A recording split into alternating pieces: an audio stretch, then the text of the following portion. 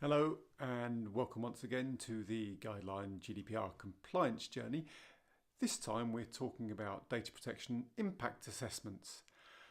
So if you haven't already seen it and downloaded, and hundreds if not thousands of people already have, we have a free data protection impact assessment template available on the website. Link is on the screen now, so that's a very easy way to get started. Once again, we have a system for managing our data protection impact assessment. A number of people have asked about the systems that we're using to manage our GDPR records, and we're going to be looking at ways that we can share this with our customers so they can use the same systems that we do. So stay tuned for more on that in the next couple of weeks. But in the meantime, just to say that not everybody has to do a data protection impact assessment.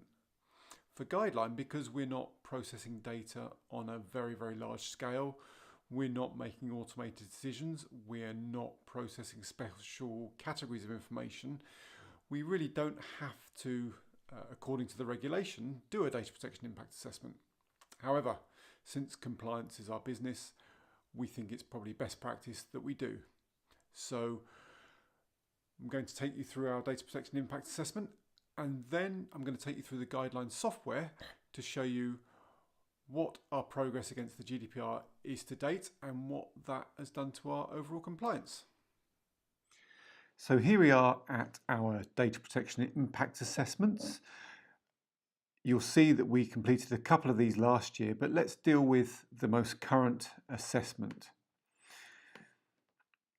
If we view this assessment, you can see that we've recorded who the assessor is, who the data protection officer is, and in our system we have data processing activities which contain the main detail regarding the data protection impact assessment. So let's take the impact assessment around general business data. If we look at this business process, we can see that the purpose is to recognise the personal data that are captured during the course of everyday business. And every business has these: business cards, meeting notes, calls and so on. And that data can come from a wide variety of sources: email, hard copy, word of mouth, face-to-face and so on. And that won't be unusual to Guideline. Many businesses will have those same scenarios. In terms of where the processing takes place, well, we capture data into a couple of primary systems. It's either manually recorded within our CRM or it's received via email. And in the case of the latter, the emails are stored on email servers in the Netherlands. We've made a list of who the stakeholders are regarding this process, and it's all customers, partners and connections.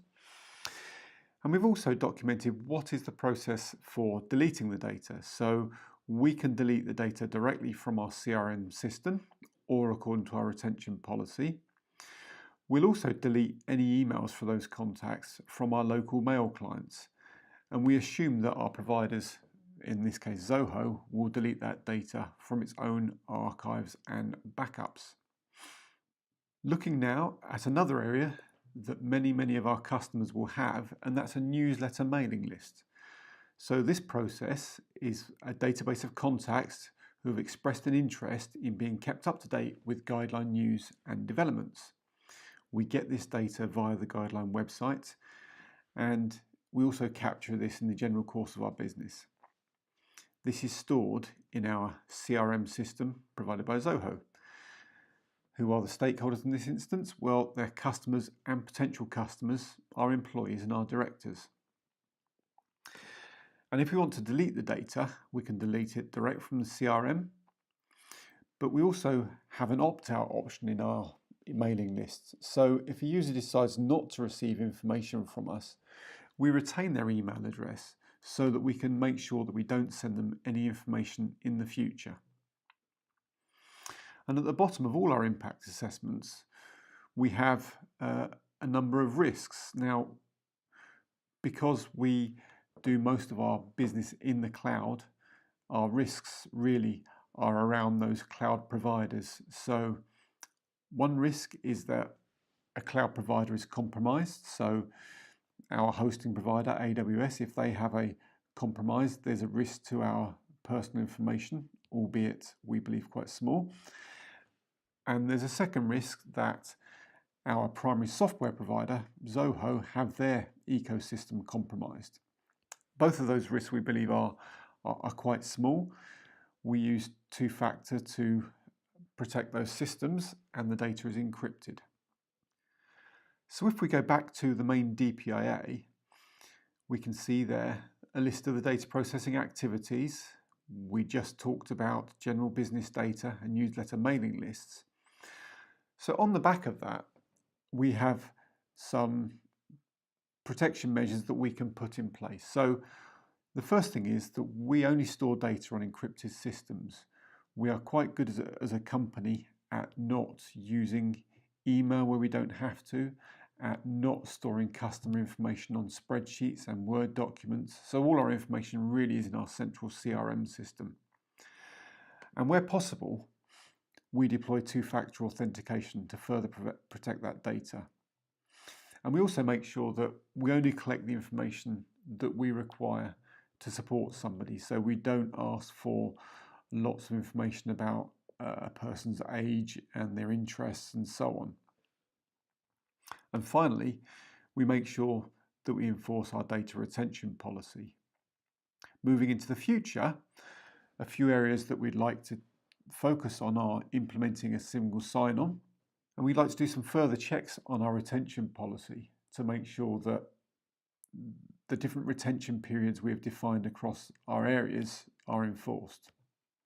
And finally, we'll be conducting another DPIA in 6 months' time, in addition to the monthly review of the existing DPIAs. So we're now about a third of the way through the GDPR activities that we at Guideline need to complete. If you remember from, I think, the first or second video, I took you through our dashboard and our assessment, and if you remember, we arrived at 42% compliant and we had 53 outstanding actions. So I'm going to go ahead and update our assessment and show you the impact that the things we've completed over the last few weeks have had on our overall compliance. And so the final section of the assessment that I'm going to complete today is on the data protection impact assessment.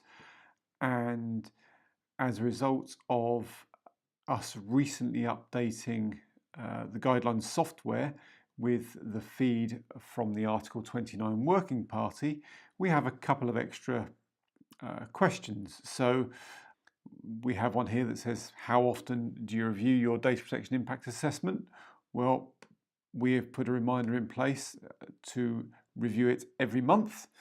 And do you publish details of your DPIAs? Well, I think by the very nature of this video that we do publish it in full.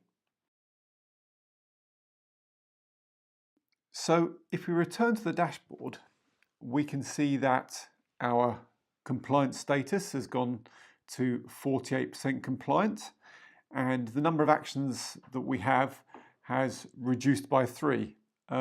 Those may not seem like big numbers, but there will be new actions that have occurred, as well as ones that we've crossed off our list.